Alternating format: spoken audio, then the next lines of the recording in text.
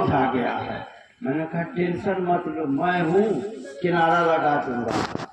उसको एक हफ्ता में मैंने सारा रिहर्सल करा दिया कि तुमको क्या करना है, क्या बोलना है, कहाँ से कहाँ मिलाना है।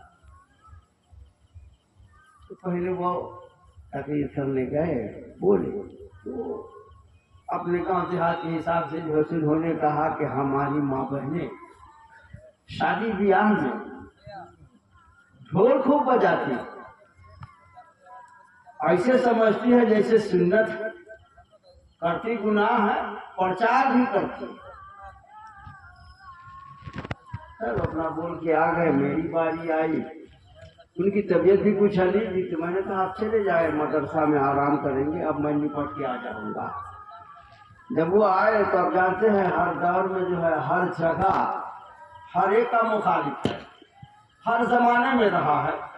अब उतना लंबा हम आपको नहीं ले जाएंगे। तो अभी हम लोगों के मुखालिफ में कौन है? अपने भाषा में कहिए वो सुन्नी या बरेली आए, देवबंदी। तो कुछ देवबंदी थे। हाफिज साहब का पीछा करते चला आ रहा है। जैसे ही कुंडी खोला तो ये पहुंच गया और कहा कि हाफिज साहब एक बात बता दो। पूछ ले। आप कहे हो कि सुन्नत है ढोल बजाना?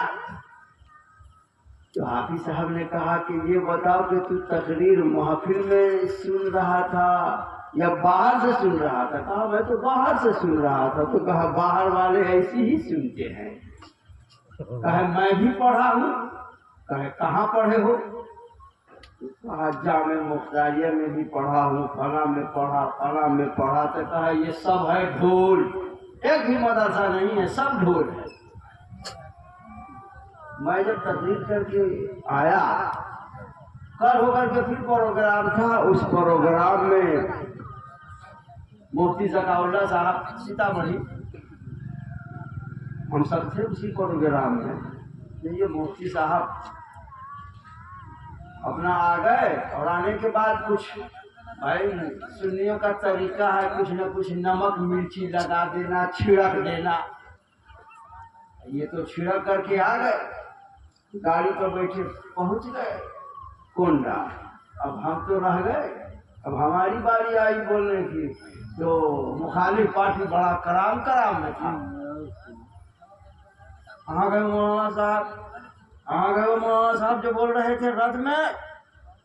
हमको किसी ने कहा। तो मैं खुद ही, जो दूसरे मौलवी बोल रहे थे, मैंने कहा यार पकड़ा। मैंने कहा अब मेरे सामने आ जाओ।